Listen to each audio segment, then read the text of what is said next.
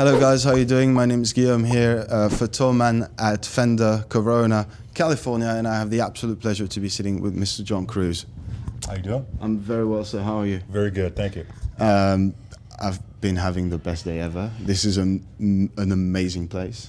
It really is, and I seem to hear that from quite a few people that come here to visit sometime. It's kind of like the candy store in California. And, it really is. Even just this room, and it's not the first room we've been in. Yeah.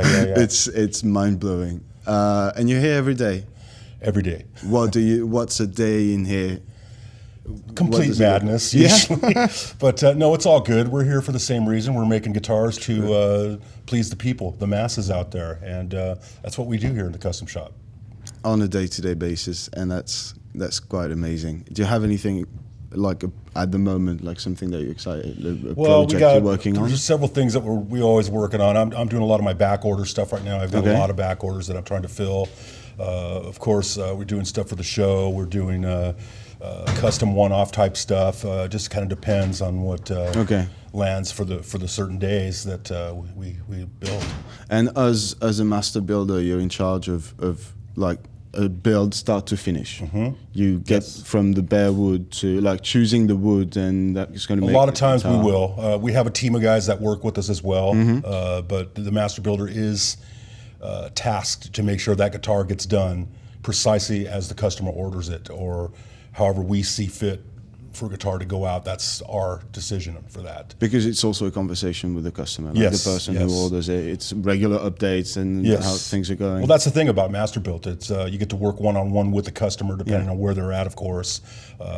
We have no problem doing that. If it says on our orders that the customer wants to be contacted, we will contact the customer and talk to them and make them feel a part of the build. I'm asking that as a potential customer. Well, I've been considering it for months and years, and I've been trying as many as I could, and I'm getting closer to knowing what I want. Oh, there you go. It's going to take, now seeing that room, I still have a few more to sample. Well, we'll go back to that old saying is when you're ready. When you're ready, when you're ready, exactly. We'll be here for you. So. Exactly.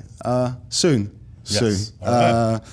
But yeah, so what's your back order list at the moment? How long, if I were to order now, how long would it take? It's a little bit of a wait, but and it's a lot of pressure on me to deliver that when people order, but I always tell them, especially when I see them, that it'll be worth the wait. Obviously. I can't give you an exact time, but it's at least a couple years probably back order wait.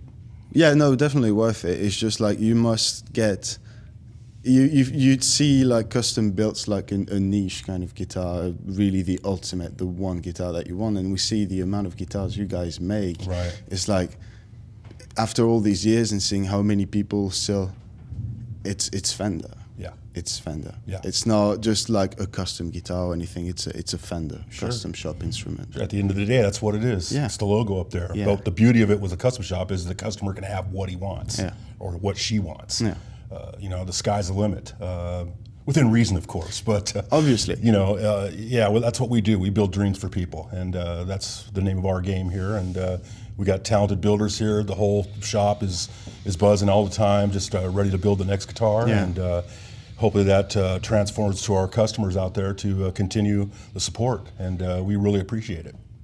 We do as well, because that was kind of when you say we built your dream, what you want. Because as a salesman as well, and I see a lot of people associating wrongly the custom shop with relic instruments, and then you get here and you get to realize all of these variations and the sparkles and the NOS and the everything. It's the possibilities are just insane. It's endless. It's endless.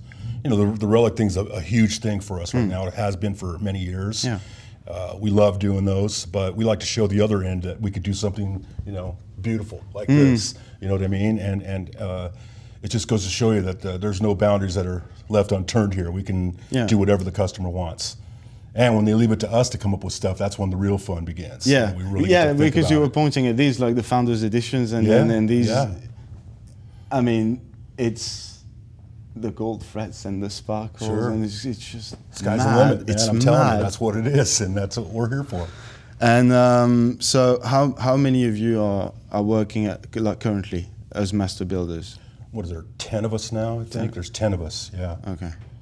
It's a good even number. It's a good team. They're all very talented guys. They paid their dues. And then the team around us as well is very knowledgeable, a very dedicated team that has been with Fender for quite a few years, a lot of us. It's not just anybody can just get into the custom shop. You got to show your chops and be around for quite a few years, and a lot of them have. And, you know, we choose only the best people to work in the custom shop. You've been at Fender, you worked at Fender for a long time before you started. Yeah, 31 years now. So, yeah, it's been a while. And you started at the bottom.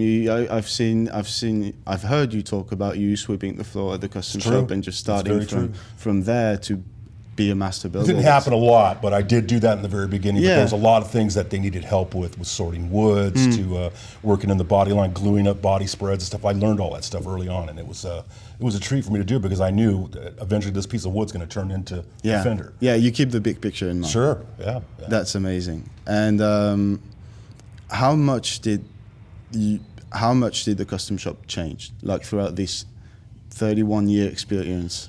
It has changed quite a bit. Of course, we've grown from a little small shop over on Pomona Road, down the road from here, to what it is today. And I'm sure you guys will see when you walk out into the area how much it's evolved into what it is. It is a big complex. Sure, and it's the same thing. Still, the bodies and the necks and everything still have that same classic shape. We're not going to change that. That's just what it is. It's Fender. Even the tools. Yeah.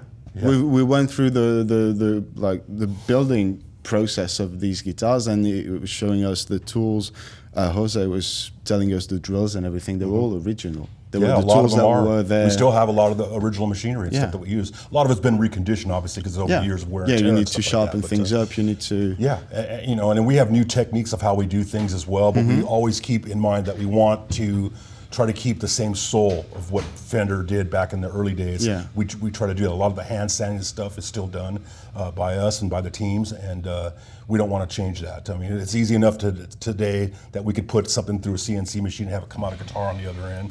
But then there's no real soul to it. I mean, that's the beauty of Fender. There's always a soul to each guitar. There's two guitars that are exactly the same. They might look the same because they're painted the same color and stuff, but there's a different vibe and soul and feel and touch to every guitar that we make here. And I think that's what makes a difference in Fender guitars. Very much so, yeah. I've tried a lot, and every time it's a whole experience. It's not just playing a guitar, but it's having that kind of that used neck, or that really big neck, that really slim neck. That it's just the guitar as a whole is an experience, and that's And it's it's the most copied guitar ever in the world. And we're flattered by that. It's like there's some great guitar companies out there. I give it to them, but if you look at them and you see it kind of has a Fender vibe to it, or this one has a Gibson vibe or whatever. But it's all one thing, and Fender is kind of like the benchmark for guitar making today, I think. It really is. I don't want to take up too much of your time. Thank you so much for being here. Just one last question for myself. If you had to pick one guitar in that room, which one would it be? I'd wait till the lights go out and everybody's gone. I'd probably back my truck up here and just throw everything in there and make a choice when I get home. I'm more of a vintage guy. I mean, I love the beautiful guitars and nice knobs and shiny parts and all that stuff, but I'm a player. And when I play, I'm pretty reckless with my stuff. So the relic stuff works pretty well for me, but it's got to be that right one, that one that just feels like a nice pour. That telly over there is that telly speaks. It definitely speaks. But it's really hard to say. I mean, it's all of them I would take. I'll do that then. Sure. Thank you again so much for taking the time. You're very welcome. It was an honor. Have a very good day. All right. Thank you so much. Thank you guys very much for watching. I've been Guillaume here at Fender with John Cruz. I still can't believe it when I'm saying it. Thank you guys, and I'll see you soon.